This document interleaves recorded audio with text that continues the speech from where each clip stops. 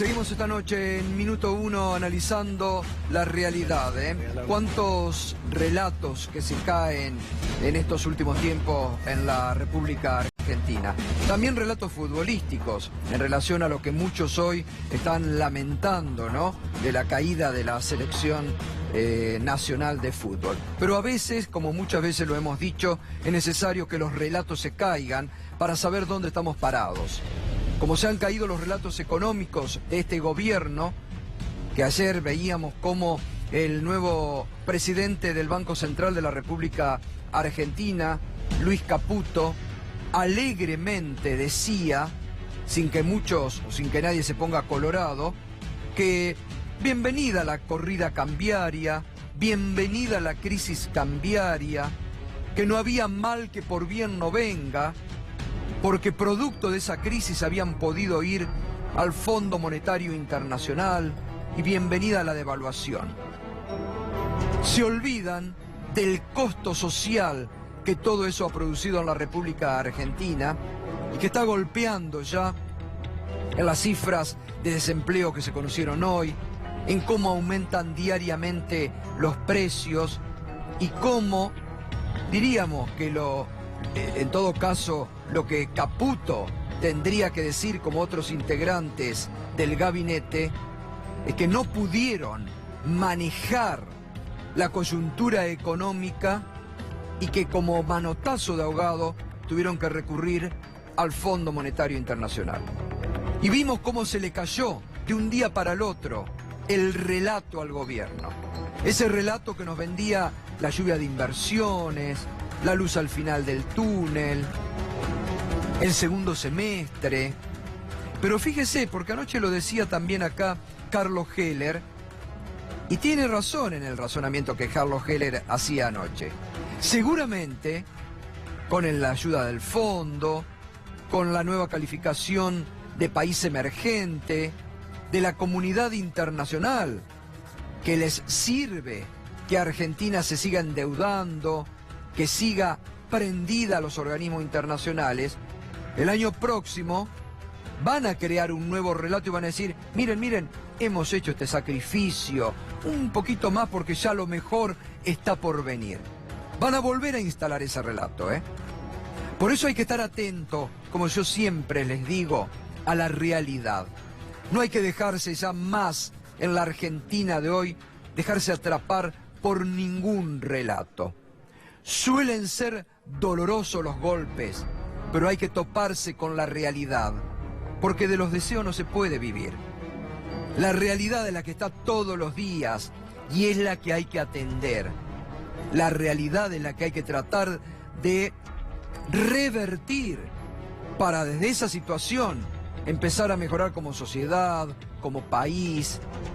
También esto para la dirigencia política opositora, que tiene que empezar a presentar alternativas a estos relatos que se van cayendo en la Argentina uno tras otro.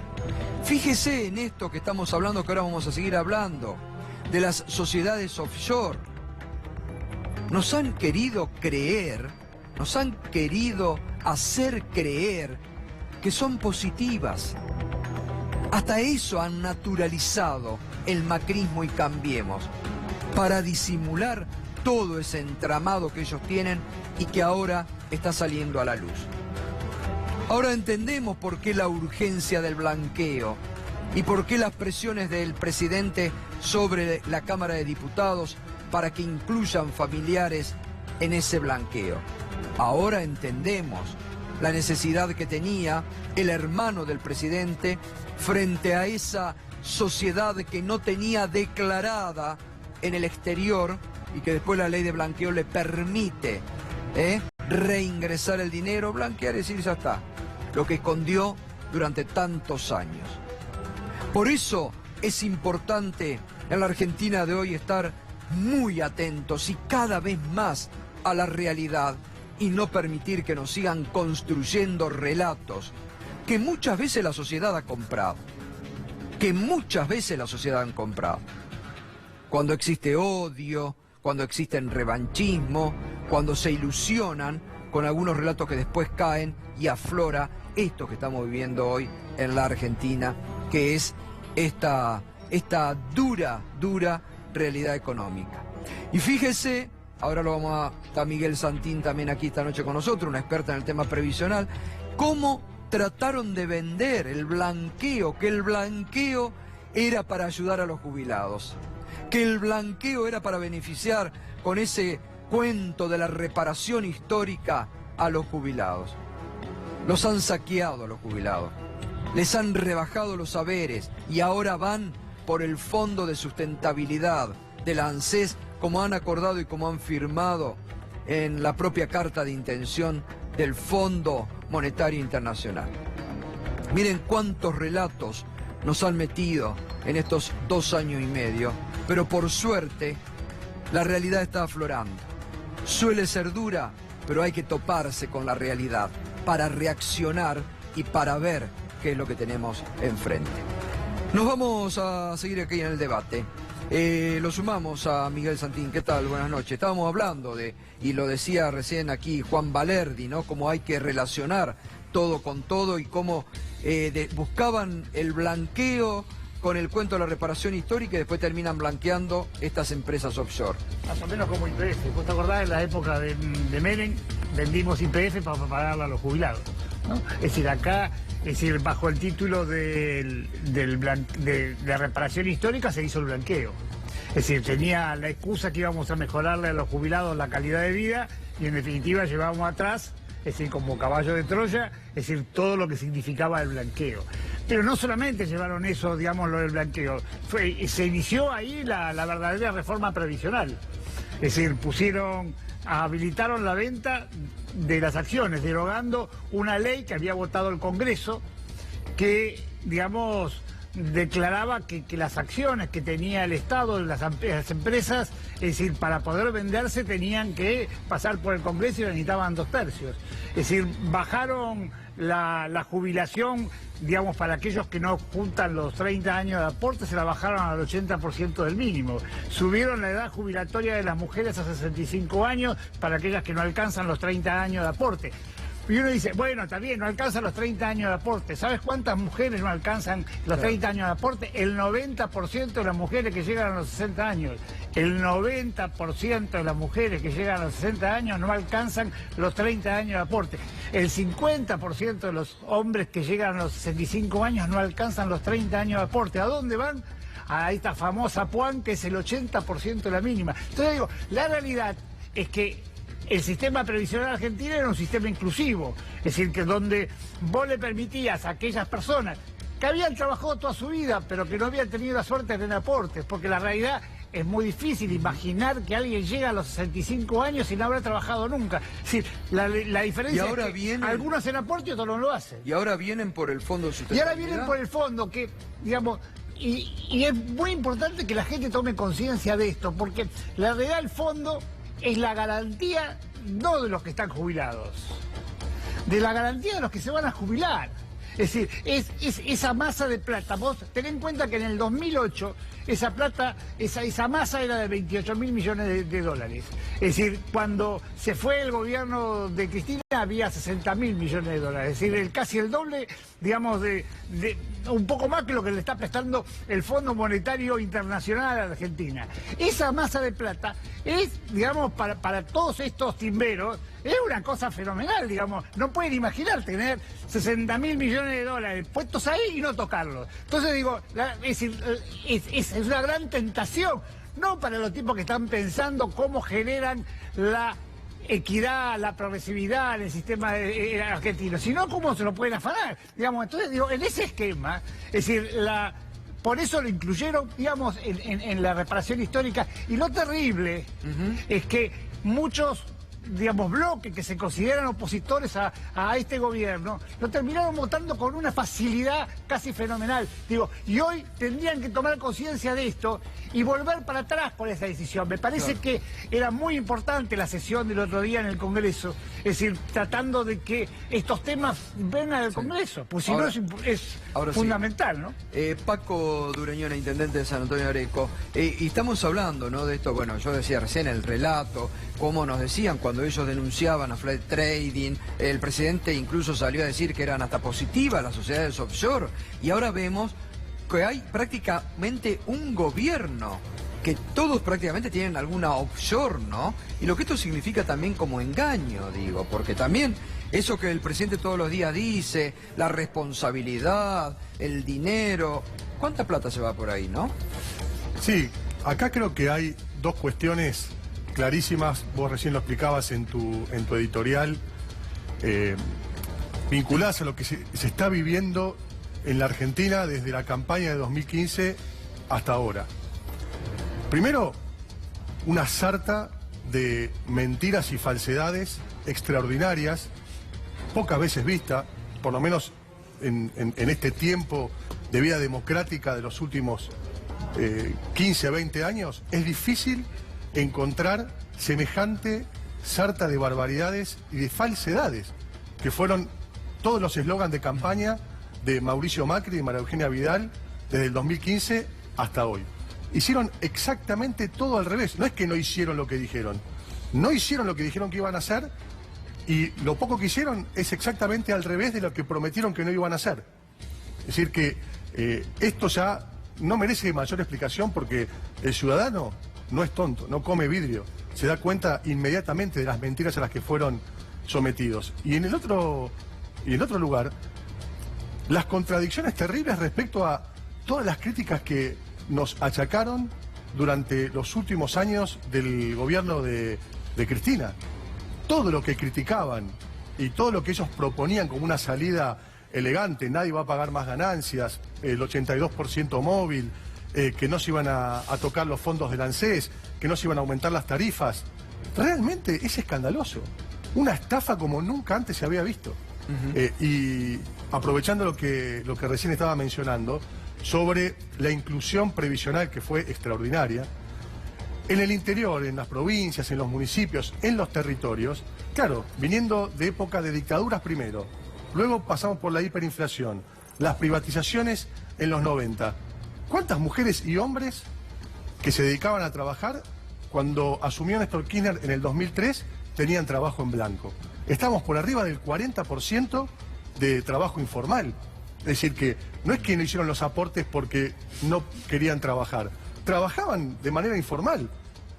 Y eso fue una inclusión extraordinaria que ahora se dio por tierra. Pero si todavía se mantienen la situación sin una crisis explosiva, se debe pura y exclusivamente a las políticas de inclusión previsional, a la asignación universal por hijo, a las cooperativas de Argentina Trabaja, porque aunque sea un colchoncito mínimo, eso sostiene hoy la situación social, principalmente en las economías regionales y en el interior de la Argentina. A ver, Juan Valerdi, que relacionado a lo que decía Santín, y cómo estaba relacionando usted anteriormente todo este entramado que hablaba y explicaba muy bien el bloque anterior con este asalto que quieren hacer. La muestra más clara que hubo de la relación de las offshore con el tratar de saquear el fondo de garantía fue lo que trataron de hacer con Qatar, que vos ya tantas veces has hablado. Qatar es una guarida fiscal, es considerado guarida fiscal, y estaban tratando... El memorándum famoso con Qatar. El memorándum iban a llevar dinero del fondo de garantía, de a poco obviamente, pero que además puede hacer apuestas que después pagan multiplicadas, como pasó con la crisis del 2008, y además iban a poner la versión que manejaba eso, la empresa operativa, la iban a poner en una guarida, que no era en Qatar, porque era más fácil la operación. O sea que acá la truchada para ellos es tan natural que ni siquiera disimulan. Y ahora tenemos al presidente del Banco Central y al vicepresidente, que son dos personas acostumbradas a moverse en ese medio de las guaridas y de las multinacionales financieras. Porque acá estamos hablando de la peor parte del sistema, que es la multinacional financiera, mucho peor que la productiva. Porque no nos olvidemos que el presidente del Banco Central también tiene, ¿no? Y no pudo dar explicaciones en el Congreso. Bueno, cuando a usted no lo dejaban prácticamente hablar, ¿no? Sí, cuando iba... El presidente del Banco Central, el titular de AFIP tiene plata afuera. Es un eximio jugador de offshore y demás, porque está los antecedentes de Cucchioli, que de él me refiero. El titular de la unidad antilavado, es decir, la UIF, tiene plata en Curazao, ya lo hemos hablado acá, digamos, tiene 1 millón y pico de mangos en Curazao. Todo el gabinete de punta a punta, bueno, pero si partimos de la base que el presidente de la Nación hace las chanchadas que estamos viendo, que relató la Nación, o relataron Infobae, el consorcio internacional, de ahí para abajo, me parece que tenemos que esperar lo peor. Perdón, y una cosita más que me parece interesante reflejar con respecto a las empresas que el Estado tiene participación, que fueron recuperados cuando el Estado se hizo de los fondos de las AFJP. Están las empresas más importantes de la Argentina, vinculadas con servicios públicos y con producción. Por ejemplo, el Citrícola San Miguel, para dar un ejemplo de una empresa productiva donde el Estado Nacional tiene participación. Es decir, que si verdaderamente este gobierno le hubiese interesado invertir en materia energética o invertir en materia de desarrollo productivo, las famosas inversiones, teníamos entre el 15 y el 25 y en algunos casos hasta el 50% de participación del Estado dentro de esas sociedades. Podríamos haberle dado un impulso al desarrollo productivo y también al despliegue energético que tanto se criticó de la crisis energética, y hoy la producción de crudo y de gas se fue por la canaleta. Ahora, vuelvo a este tema porque es muy interesante, ¿no? Lo que contaba y que nos recuerda. ¿Qué quisieron hacer entonces con el memorándum de Qatar? ¿Una gran farsa para ir sacando los fondos de...? No, lo que están haciendo ahora es, de alguna manera, con desmanejos y con robos diversos, robarse el fondo de garantía o usarlo para las políticas que ellos quieren, pero con esto que iban a armar con Qatar, directamente le íbamos a perder el rastro. O sea, cuando uno manda fondos a las guaridas fiscales, manejado desde otra guarida fiscal y con socios de otra guarida fiscal, lo más probable es que se pierda todo y que además se multiplique por una apuesta. Entonces, ahí sí que le íbamos a perder el rastro y que no solamente lo iban a usar para lo que quisieran, sino que además iba a ser muy difícil saber qué pasó, a dónde fue a parar y demás. Eso lo intentaron con Qatar, pero realmente lo superó porque el público tomó conocimiento y era secreto. Y además nunca mandaron ese memorándum completo al Congreso para investigarlo y demás. Pero yo no descarto que lo vuelvan a intentar. Lo que pasa es que ahora no tienen poder para imponer nada en el Congreso ni para tener una adicción tan fuerte del Poder Judicial. Discúlpame, vos decís que el Estado argentino iba a ser dueño de offshore. El Estado argentino no, porque iban a armar una offshore que iba a tener participación del ANSES, iba a ser algo medio raro, pero no iba a quedar claro cómo el Estado argentino tenía el poder de manejar esos fondos. Sí, la idea del memorándum era arrancar con $1.000 millones de dólares, entre 200 y 300 ponía Qatar y 700 ponía el ANSES, 700 millones de dólares.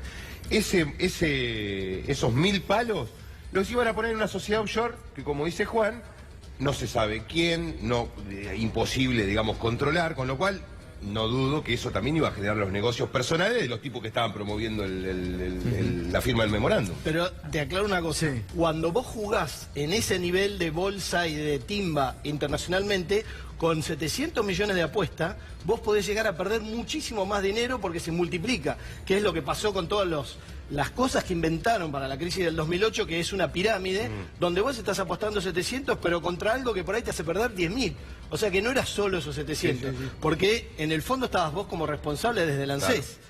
Y tenías que poner todo lo que se apostara en esos tipos que ni siquiera rendían cuentas. Claro, no, el Congreso no. Y no nos olvidemos, Gustavo, que en este tema, y por ahí el doctor lo sabe bien, hasta Bonadío, o sea, hoy Bonadío tiene suspendida el perfeccionamiento de la venta de las acciones que tenía el Estado a través del fondo de Petrobras. Tiene que ir en agosto Basavilbaso, ¿no? Tiene que ir en agosto Basavilbaso a declaración indagatoria. Claro, las compró Pampa Energy y, digamos, esas acciones aumentaron, las compraron a 10, en 20 días estaban a 18. Entonces, digo, la realidad es que frente a una denuncia que hicieron varios legisladores, la realidad es que hasta Bonadío, digamos, ¿no? Es decir, para que se asombre Bonadío de esto y lo lleve a indagatoria. Esa operación, la de Petrobras, también Braskem, que es una petroquímica que es de Odebrecht, también multimillonaria,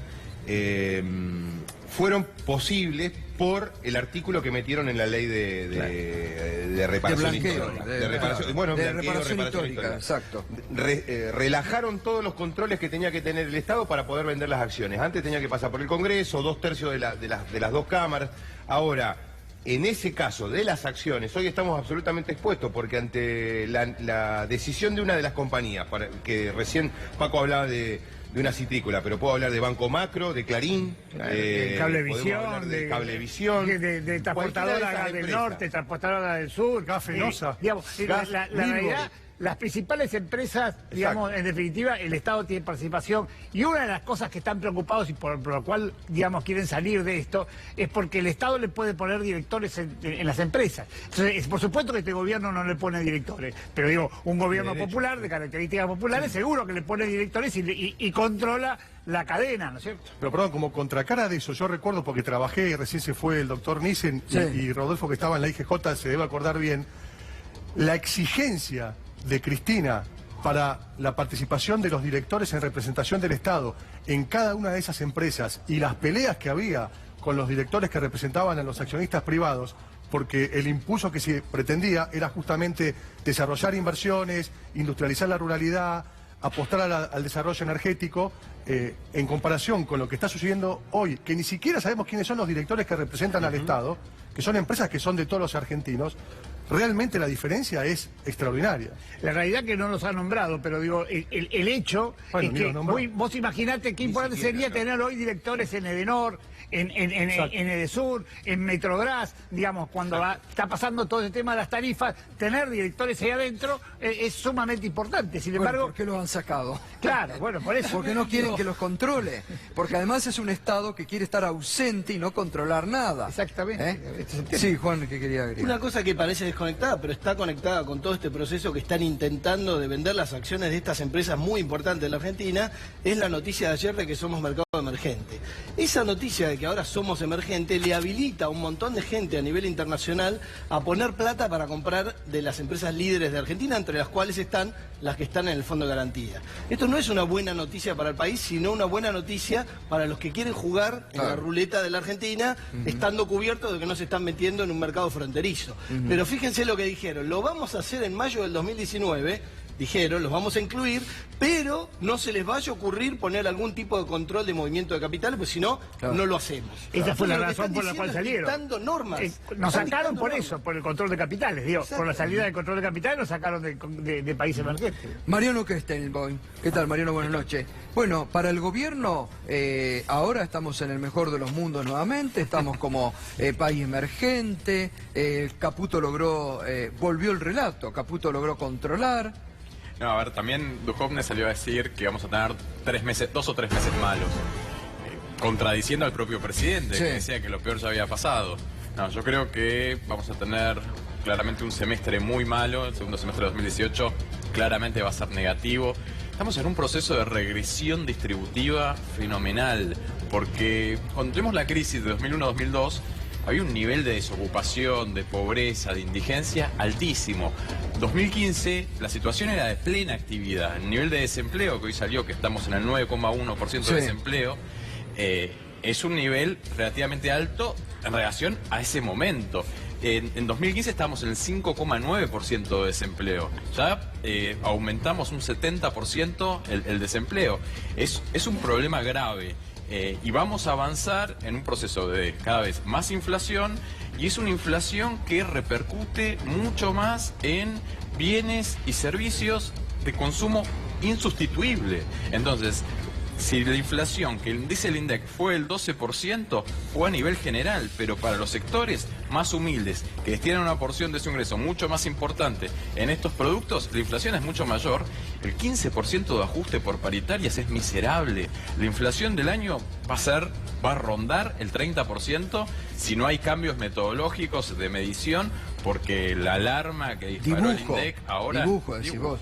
Bueno, sorprendió el 2,1 de mayo, ¿no? Cuando todas las consultoras llegadas al gobierno daban 2,8. A ver, un rubro que no lo abren, que es una bolsa que está concentrada, son todos los gastos del hogar, que no dicen cómo varió cada uno de los segmentos del gasto para el hogar. El INDEC dice que a nivel nacional bajó 0,2% ese ítem en mayo.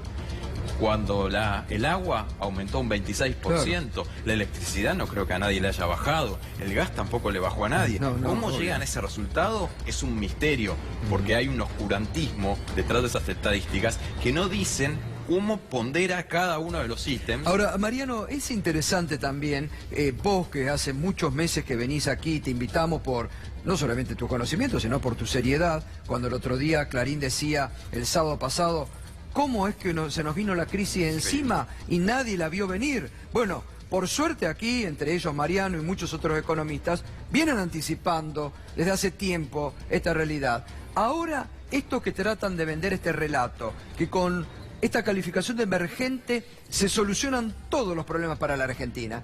¿Cuál es el punto real? ¿Para qué sirve esto? Primero, lo más importante de todo me parece que es que quedamos atados de pies y manos para hacer cualquier tipo de regulación en la cuenta capital. Una de las condiciones para que sostener eso es no hacer ningún tipo de regulación.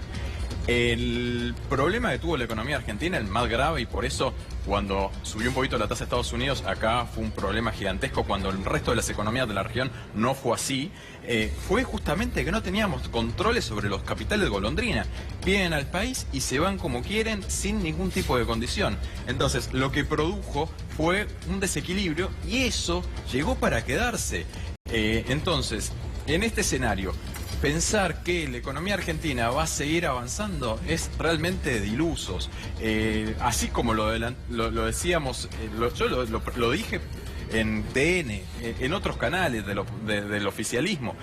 Y así hay un montón de economistas que lo advierten, porque no se puede sostener un déficit de cuenta corriente como el que tuvimos del año pasado, de casi 5 puntos del Producto Bruto Interno, cuando, por ejemplo, ese nivel de déficit se había alcanzado en 1998.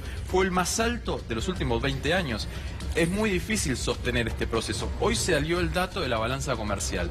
El déficit alcanzó en los primeros 5 meses a 4.700 millones de dólares. O sea, 3 veces más que en 2017, cuando habíamos acumulado el peor déficit en 20 años. O sea, es una situación muy complicada. Perdón, Paco, Mariano, que lo respeto y la verdad que ha dicho muchas cosas con enorme claridad.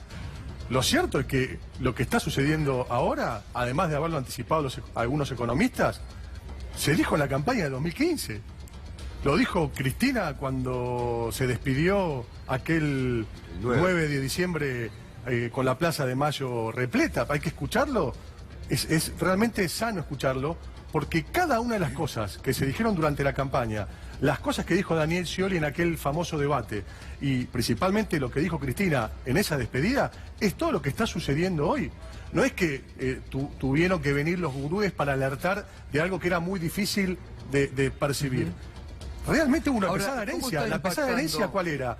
Que tuvimos a Néstor Kirchner diciendo que íbamos a ir por el 50-50 entre el reparto de las ganancias de las empresas entre los trabajadores y los empresarios.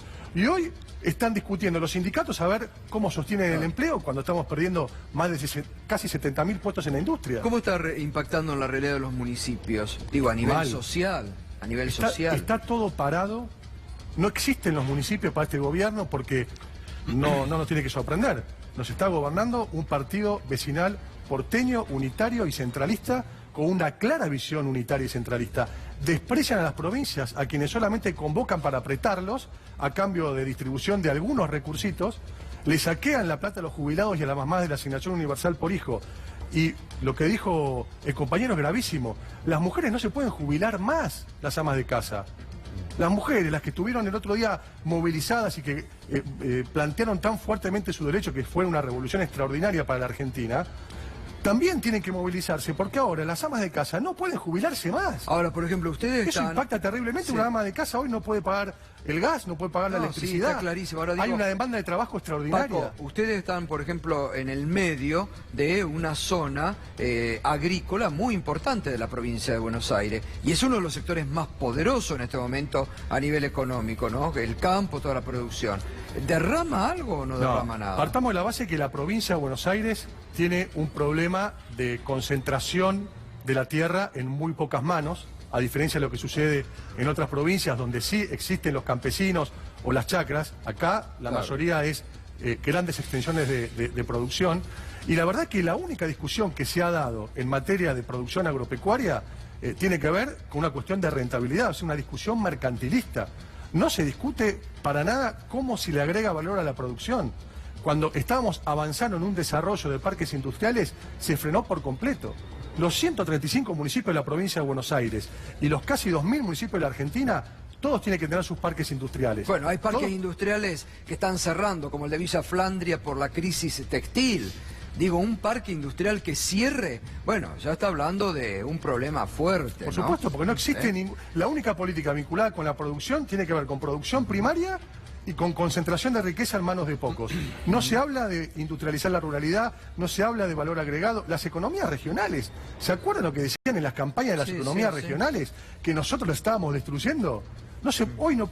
Bueno, lo dijo María Emilia Sí, Soria muy Soria. claramente, Sí, sí, sí. para dar un ejemplo de una economía regional. Juan, ¿cómo estás viendo este momento económico? Esta calificación emergente, el acuerdo... El acuerdo con el FMI. No, el acuerdo con el FMI tiene mucho que ver con lo que él está diciendo. Tenemos que tener en cuenta que gran parte del ajuste va a pasar por no transferencia a las provincias y no obra pública, que normalmente es lo que sostiene la actividad. Paralizar de la obra pública. Pero además de eso, hay que tener en cuenta que este gobierno, y Mauricio Macri en particular, una de las cosas que dijo siempre es: los salarios en la Argentina en dólares son altos. Entonces, ¿qué estaba diciendo? Voy a devaluar y voy a pisar las paritarias, que es lo que están tratando de hacer ahora y que es lo que ocasiona el paro de la semana que viene. Pero además de eso, él siempre manifestó admiración por Chile y Australia, dos países agroexportadores que, si nosotros adoptamos ese modelo, nos sobra la mitad de la población argentina. Y si nos sobra la mitad de la población argentina, tal vez lo que quieren exportar son argentinos, porque no creo que se vayan por las suyas. Entonces, este modelo, donde no quieren intervención y por eso quieren quitarle las acciones al ANSES para que no tenga directores y, como buenos liberales digan, el Estado que no se meta, lo que está es desmantelando el Estado para que no se meta y para que las multinacionales manden y sobre la mitad de la población. Este es un plan económico que si triunfa, porque seguramente va a haber crecimiento del campo el próximo año con una cosecha récord y todo, es un programa económico que si triunfa es perjudicial.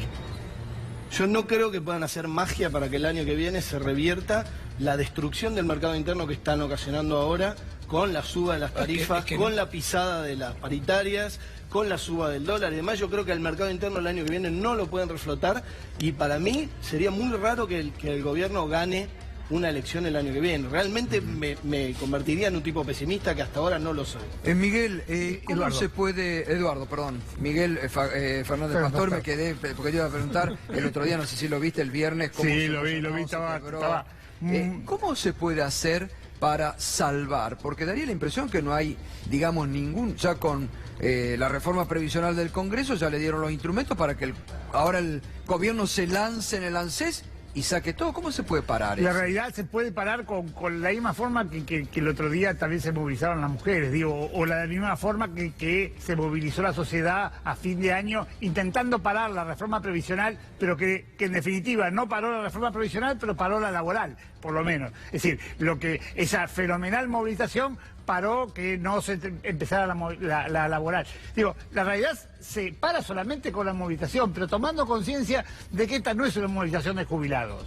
Es decir, esta es una movilización de los trabajadores activos, de la sociedad de su conjunto. Si están esperando que se movilicen nada más que los jubilados, eso no se van a poder movilizar. Si en la realidad, si los trabajadores no toman conciencia que van a ser jubilados mañana y que le están vaciando las cajas, pues fíjate que en diciembre del 2015 teníamos una jubilación de 400, mínima de $447. Hoy tenemos una jubilación mínima de $275. Digo, es decir, vamos a los 150. Digamos, porque la realidad... Volvemos a los claro, 90. es lo que Volvemos a los quieren, 90, digamos, ¿no? porque este esquema de que la Argentina tenía la jubilación más alta de la región, es decir, hay que plancharlo. Digamos, no podíamos tener una jubilación de $450. Entonces, digo, el dato de fondo es hacer esto, digamos, planchar específicamente, es decir, los salarios. Y una vez que planchen el sistema previsional, que las jubilaciones del Estado sean paupérrimas, aquellos que tengan excedentes irán a una compañía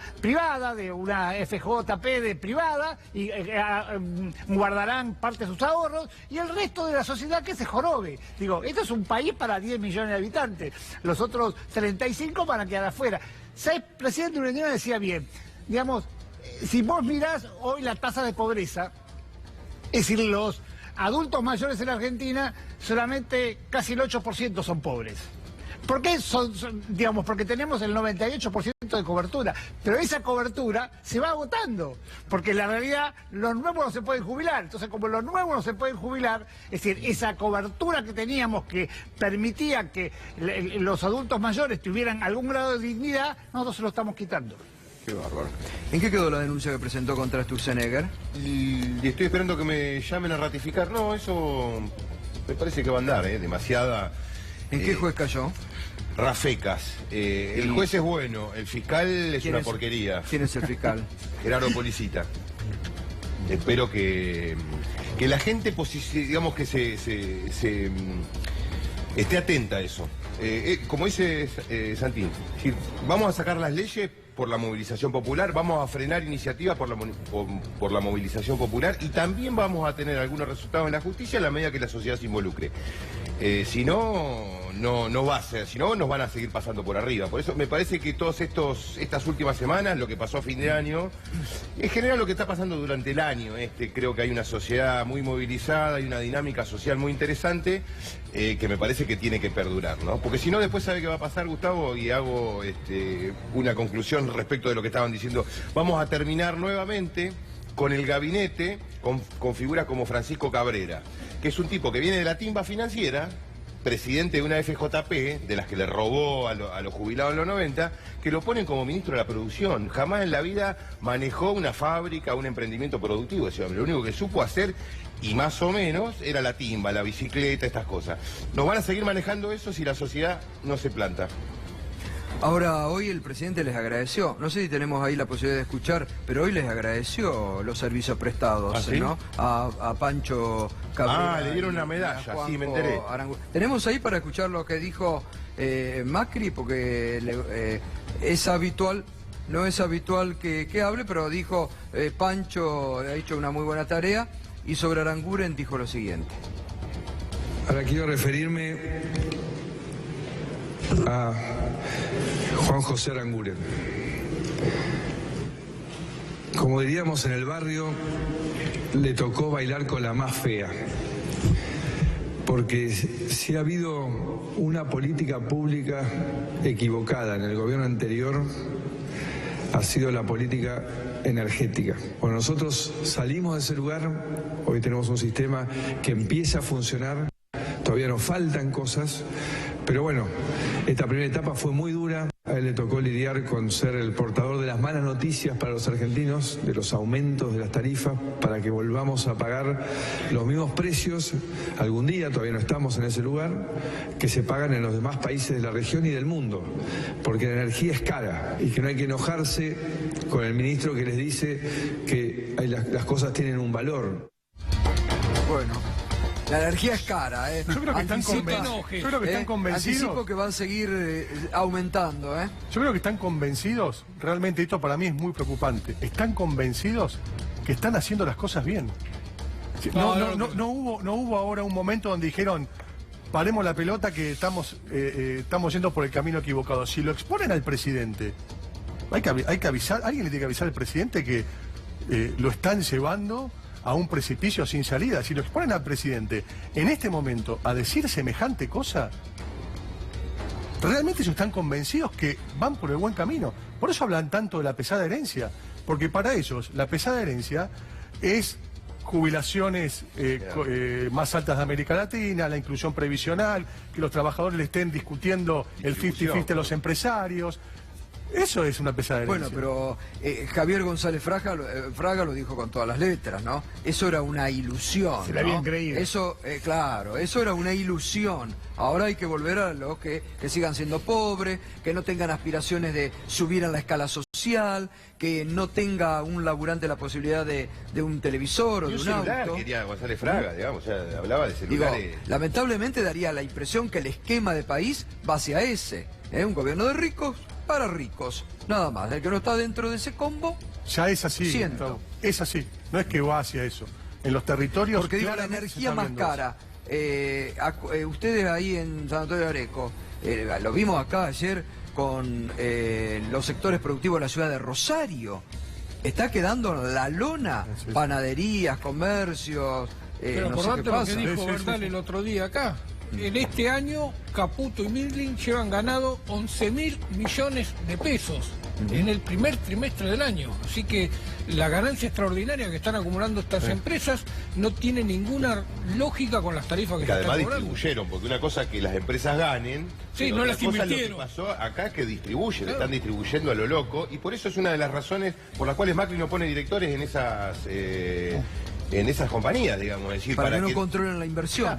para que no digan nada de cómo se reparte, ya directamente se llevan al bolsillo. La distribución de dividendos es eso.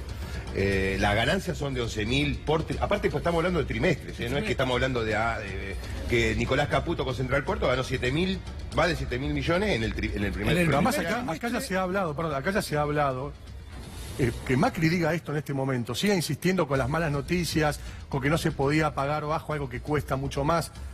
Acá se ha dicho, y lo hemos visto todos quienes observamos alguna información de números duros, la ganancia extraordinaria que han tenido las empresas eléctricas y las empresas de energía, que se han repartido dividendos entre sus accionistas, que, oh casualidad, son todos amigos de este gobierno, define claramente que acá lo que le están sacando a los jubilados, a las pymes, a los trabajadores, se lo están llevando y repartiendo como dividendos los tres que se han quedado con el monopolio de la electricidad. Y te digo más, la estrategia es ir, pasa lo mismo. por supuesto, la estrategia es ir por las cooperativas eléctricas, claro, es concentrar en manos de Pagano en la provincia de Buenos Aires y de los otros dos, Mindlin y Caputo, a nivel nacional, todo el sector energético, y lo mismo en materia de telecomunicaciones, que las cooperativas prestan un gran servicio en los pequeños territorios y comunidades, administradas por los propios vecinos. Eso va todo a quedar en manos de Clarín y del monopolio energético. Eduardo. Sí, digamos, me parece que hay en este tema, digamos, el tema de las acciones, es decir, el Estado tiene casi el 20% del fondo son acciones de las empresas. Digo, es muy importante. Es decir, estamos hablando de una suma en plata que es casi fenomenal. Estamos hablando digamos, de más de 40.000 millones de dólares el total del fondo. Digo, es un fondo muy importante para el futuro de los argentinos. Y nosotros, este fondo, que lo hemos cuidado, porque la realidad, cuando lo recibimos de manos de las AFJP de cada 100 pesos que recibían se quedaban con el 35%. Entonces digo, es decir, el Estado lo ha cuidado y lo ha fortalecido ese fondo. Es decir, y es un fondo contracíclico para garantizar un sistema previsional que aparte es un sistema, digamos, redistributivo, absolutamente redistributivo. Claro. Entonces, digo, es decir, si esto se rompe, la realidad está rompiendo el sistema, y si está rompiendo el sistema, vamos a dejar a una gran parte de la población, que son los adultos mayores, afuera del sistema. Digo, pero el dato es, cuando nosotros veíamos en la década del 90, es decir, que el 50% de los trabajadores estaban en el mercado informal, decíamos, la gente no se va a poder jubilar. Es decir, tuvo que venir el plan de inclusión jubilatoria para poder incluir. Si ahora que tenemos entre el 35 y el 40% de la gente fuera del mercado formal, digamos, y el sistema te obliga a tener 30 años de aporte para poder jubilarte, la realidad es que se va a quedar la mayoría de la gente afuera. Claro. Digamos, si no fortalecemos este fondo y lo defendemos en la calle, si no los sindicatos toman conciencia que esta es la pelea, porque no solamente la pelea son las obras sociales, la pelea también son los futuros trabajadores pasivos. Mariano, ¿el dólar logró domarlo el gobierno o es una coyuntura de un momento y puede todavía dar alguna sorpresa? Me parece que no hay ninguna estabilidad todavía. Viendo el resultado de la balanza comercial, da cuenta de que el desequilibrio todavía es muy grande. Hubo una fuga de capitales el año pasado. 5.600 millones. Sí, este año el desequilibrio comercial fue de 4.700 millones, pero también la fuga de capitales el año pasado fue de 22.000 millones de dólares. Este año también el desequilibrio macroeconómico, el desequilibrio externo, el gobierno no apunta a solucionarlo a través del estímulo a la actividad productiva para sustituir importaciones, para generar más exportaciones industriales. Todo lo contrario. Entonces, acá la variable de ajuste es el tipo de cambio. Me parece que el recorrido del dólar ya fue muy importante. Tenemos una devaluación acumulada desde diciembre de más del 60%. pero me parece que todavía no ha terminado, que va a seguir habiendo bastante tensión en el mercado cambiario.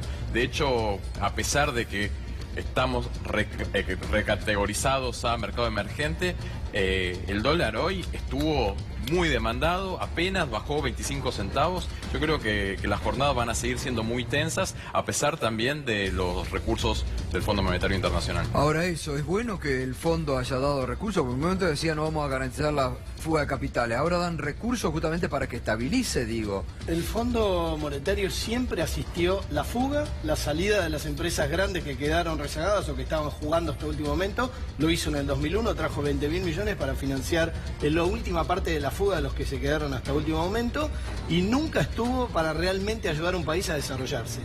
Pero volviendo a lo que decías vos de González Fraga y algunos sincericidios que tuvo González Fraga y Melconian, lo que está claro es que este gobierno lo que quiere hacer es que la Argentina deje de ser una excepción en Latinoamérica, detener la movilidad social, destruir la movilidad social, que la clase media no pueda viajar, no pueda cambiar el auto o incluso ponerle nafta, no pueda pagar las tarifas, no pueda encender la calefacción y demás, y la que tiene más para perder en esto es la clase media, porque la clase baja, si el gobierno no la asiste, tiene una explosión. En cambio, la clase media tiene todo para perder. La FIP va a estar pescando en la pecera de la clase media y no le va a cobrar a los ricos, y a los pobres no tiene que cobrarle. Entonces, lo que están haciendo, como dijo ya la gobernadora de la provincia de Buenos Aires, es ir por las universidades. También van a ir, porque es una fuente de movilidad social que ellos quieren destruir. Todo lo que tenga olor a movilidad social o a distribución del ingreso diferente de la Latinoamérica la quieren destruir. Y obviamente las jubilaciones decentes tienen que ver con eso también. Es decir, vienen por la clase media. Vienen por la clase media y la clase media no se da cuenta y los votó en 2015 y los votó en 2017. Pero ya se está dando cuenta que no llega. Entonces, digo, si no toman conciencia de acá a fin del 2019, van a ser víctimas de un alacrán que se está picando a sí mismo, pero que después va a vivir al exterior. Espero que salga alguna ley que diga que los que están en este gobierno no se pueden ir al exterior, donde siempre se sintieron que pertenecían. Bueno, usted pidió que además tienen toda la plata Montenegro, afuera. Aranguren, ¿no? Mira, la parte más difícil de mantenerse prófugo, no porque me haya pasado a mí, sino porque, digamos, leo algo y aparte me dediqué a esto, es financiarse. Es financiar, estar, digamos, ¿cómo financiás estar escondido? Bueno, esta gente no tiene ningún problema porque tiene toda la plata afuera. Aranguren, por ejemplo, que se va con la medallita esta que le dio Macri. ¿Qué arraigo puede tener Aranguren? Que siempre respondió a los intereses de Shell, es decir, la corona británica y holandesa. No traje un librito de una investigación que hizo la Cámara de Diputados en 2002 y 2003. Shell fugó en esos años 800 millones de dólares, la que más fugó dentro de las compañías grandes. Cuando se terminaba el 1 a 1, que es lo que está diciendo recién Valerdi. Es decir, no tiene ninguna Aranguren, ¿qué le vamos a exigir? ¿Amor por su país? ¿Interés por quedarse acá y desarrollar a su... No tiene ningún interés. Duchovne tiene los... Duchovne, el ministro de Economía, tiene la plata en el exterior, ¿no? Lo dijo bien Máximo. Le estamos entregando la política económica, o más que la política económica, el manejo de nuestro país, porque aparte, esto me parece que es un dato que nosotros tenemos que tener en cuenta, el gobierno está intervenido por el Fondo Monetario Internacional, es decir, hoy las cosas las maneja el fondo, todos los días a las 4 de la tarde le tiene que mandar Duchovne un mail con todas las variables económicas, qué es lo que van a hacer, qué es lo que hicieron. ¿Puedo hacer una corrección de eso? Hace un ratito te decía que estoy convencido que ellos creen que van por el buen camino. Sí. No creo que hayan terminado intervenidos por el FMI porque, como dice Macri, pasaron cosas y de repente tuvieron que recurrir al Fondo Monetario Internacional. Lo que pasó en la región con Néstor Kirchner, con la constitución de UNASUR, y lo que estamos viendo que está sucediendo en toda nuestra región actualmente, no es aceptable por los poderes centrales.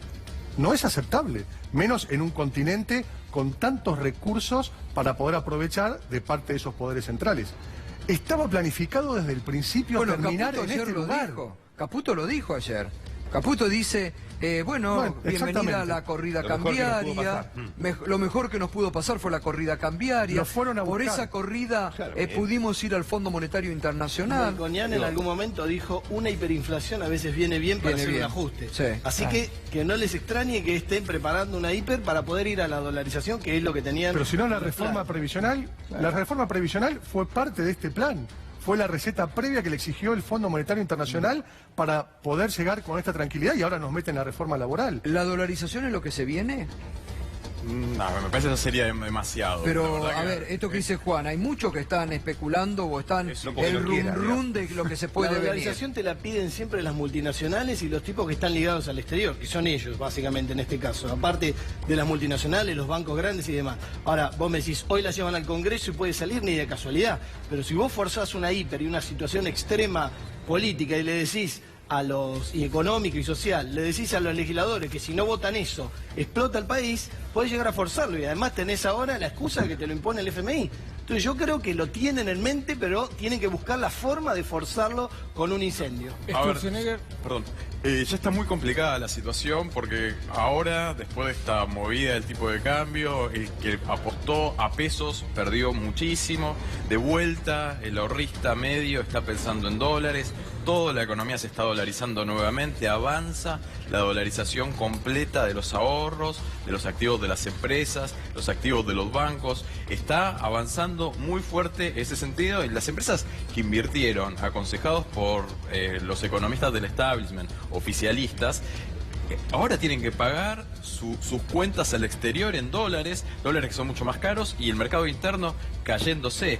Parece que en este escenario vamos a avanzar en un nivel de desempleo bastante más alto, caída del consumo, está generándose una precarización laboral muy importante de la cual en general nadie habla, cuando en realidad todos los empleos que se están generando son monotributistas mayormente, empleo privado registrado desde que asumió Macri prácticamente no se generó. La situación es dramática y están pensando que por la devaluación los sectores industriales van a tener un tipo de cambio más competitivo cuando en realidad los sectores industriales abastecen el mercado interno y tienen que tener una plataforma de consumo para poder exportar. Si se cae el consumo interno por estas políticas económicas que están combinadas por los aumentos de las tarifas, por el aumento del costo del crédito, la tasa de interés estratosférica, les queda muy poco margen. Entonces, lo que está sucediendo es que las empresas industriales, aún con la mejora del tipo de cambio, no consiguen sustituir importaciones y el gobierno nacional, en lugar de alentar procesos de crecimiento y de desarrollo, está cada vez abriendo más la economía y limitando los mecanismos de protección comercial como los instrumentos de antidumping. Llegaron al gobierno diciendo que iban a desburocratizar, que iban a modernizar el Estado. Cada vez, para presentar cualquier expediente en el Ministerio de Producción, para abrir un caso antidumping, es más complicado. Los valores criterio están congelados, no aparecen nuevos valores criterio y está cada vez la situación industrial más difícil. En eso le tenés que combinar que las medidas de Sturzenegger introdujeron el bimonetarismo, porque liberó todo tipo de control sobre el dólar, incluso se puede comprar y vender dólares en la calle. Eso no sucede en ningún país del mundo, que libremente puedas comprar y vender dólares. Dijo, en algún momento se va a vender dólares en los kioscos, en los supermercados. Así que no sé si la dolarización reemplazando el peso, pero la dolarización como bimoneda en el país está avanzando y claramente. La moneda fuerte y la moneda débil. Exacto. Además, una cosa para complementar lo que dijo él. Estamos tratando, supuestamente, de armar un modelo exportador cuando el mundo se está cerrando. Cuando Estados Unidos dice vivir con lo nuestro y cuando tienen guerra comercial con Europa, con China y demás, difícilmente podamos meternos nosotros, que además siempre tuvimos un problema para meter algo Chile, que no sea un producto del agro, ¿no? Meten a Chile que el cobre, su mayor exportación, es del Estado. Entonces toda la rentabilidad de las exportaciones queda en el Estado. En Argentina toda la rentabilidad de la exportación del campo queda en el campo porque ni siquiera tenemos las retenciones que traspasen un poco de esa rentabilidad a la sociedad. Y si no quieren liquidar, no liquidan. Y si no quieren liquidar, no liquidan. Y además le bajan las retenciones, que era una forma de transferir. Ni siquiera copian modelos bien. Pero aparte hay lo que digamos, esto de devaluar y al mismo tiempo no poner retenciones, es trasladar al mercado interno el costo internacional. Entonces, por lo tanto, generan inflación y se come de nuevo la devaluación. Así que digo, están en un círculo cerrado. Es una locura los precios, dijo Macri, digamos. O sea, claro, pero digo, pero si devalúan y no ponen retenciones... Es una locura lo que están haciendo, y claro, porque el pan vale 80 mangos porque no hay retenciones al trigo, porque el precio internacional es el que se impone. Vale, yo le voy a vender un productor le va a vender afuera antes que venderle al Y las panaderías de al barrio están desapareciendo, así como los comercios de barrio. O sea, son todas cadenas. Bueno, ayer Cadenas nos de contaba, kiosco, cadenas de ayer ferretería. nos contaba la gente de Rosario, 100 panaderías han cerrado en Rosario. En el territorio bonaerense ya no sé cuántas llevan, ¿no? Y no solamente las panaderías, Bueno, los la comercios, industria sí. que es donde más empleo se genera y donde más masa salarial se aporta en cuanto al peso del salario, donde en el interior se había llegado a que sea un aporte del 50% de la industria, es muchísimo. El agro es un 12% en los municipios como los nuestros, donde estamos en el corazón del núcleo sojero. No creamos que es un gran aporte, ¿eh? El 12% del PBI y de generación de empleo. Bueno, eso se está destruyendo lamentablemente. Les agradezco a todos, Bueno, realmente, muchas gracias. Que no se enoje Miguel Fernández Pastor porque te confundí. El nombre está enojado por las redes, bueno, está viendo. Hace años que lo conozco a Eduardo, a veces se nos mezclan los nombres. Bueno, gracias Fernando también. Hacemos una pausa y ya venimos para el cierre y la reflexión final en este programa.